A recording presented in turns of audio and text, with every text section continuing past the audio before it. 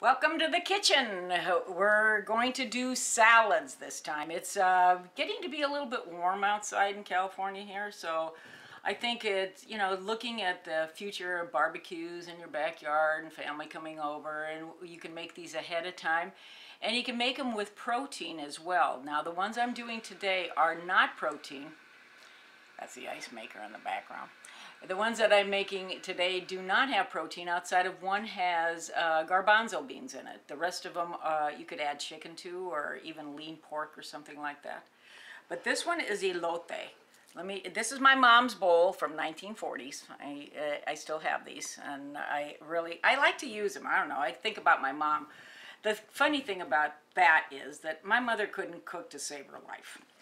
My mother was probably the most wonderful person in the world, but cooking was not her forte. So my grandmother is the one that taught me how to cook as a child, and then went on to, professional education and culinary when I went to cooking school and everything. But my mom, oh my God, we would say the rosary before we ate dinner, not afterwards, because her food was just god awful. I weighed less than 100 pounds when I graduated high school. Can you imagine? I looked like I just came out of a concentration camp. So that's a little sidebar. So elote, which is Mexican or Spanish for corn, and I brought in a ear of corn. It's just starting to get warm, and since it's getting warm, you're going to see it, and I hope to God there's not a worm in here because this is organic. First of all, when you go to buy corn, you see the tassel here?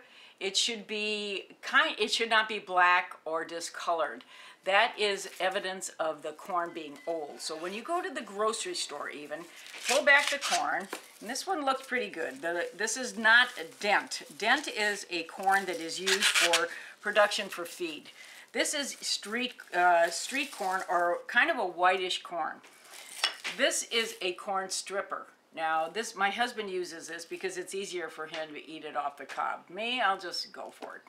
But and here's another thing to know when you go buy fresh corn. Take your thumbnail and puncture one of the kernels.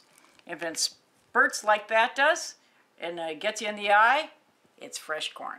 You can do it in the grocery store, kind of like unobtrusively. Don't make a big production out of it. Don't let everybody watch you.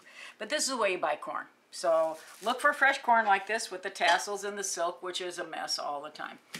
So there's your corn. And in this recipe are the Mexican street corn. This is, like I said, this is my riff off of that. You can buy it at street festivals or carnivals.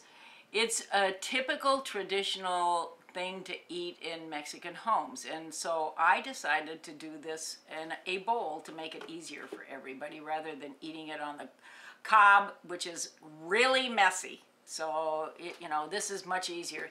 So I just took fresh corn. You can actually use frozen corn. Don't tell anybody you did. Strip the corn off the cob, or take the frozen corn, thaw it out. Trader Joe's makes a good one. And throw it in a hot skillet with just a little teeny bit of olive oil, just to brown it up. So this is the color of the corn. So you can see some of it is corn. Some of the corn kernels are brown. And then in here is, I cut up some scallions, a half of a jalapeno. You want a little bit of heat in it, not too much.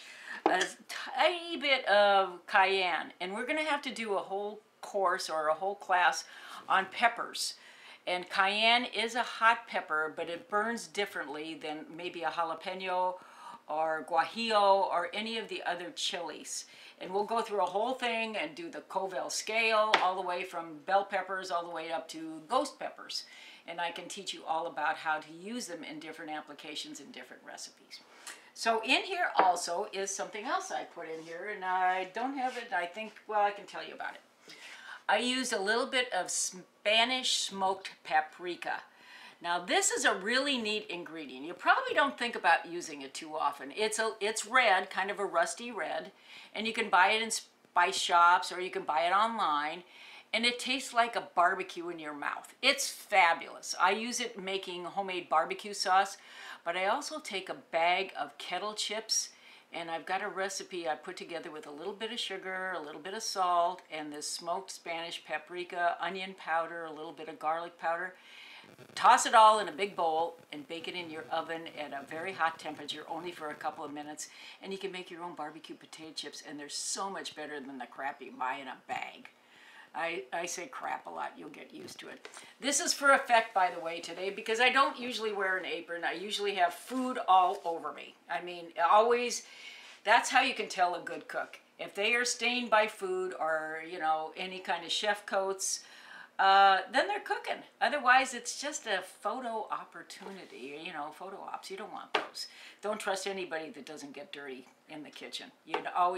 I'm always going like this. Or I've always got, behind me, I've got 2 handprints of flour on my butt. Now, that's when you know somebody's really baking bread. That's another show, too. So let's get back to your elote. So in here is a type of Mexican cheese I buy at the Mexican store down the street. It's called cotija, and it is like a Romano, but a Mexican Romano. It is a hard cheese. It's not a soft cheese, and it's got a bite, and it usually holds its shape. So I put that in here as well. A little bit of Parmesan, a half a jalapeno, a little bit of garlic, and lime juice.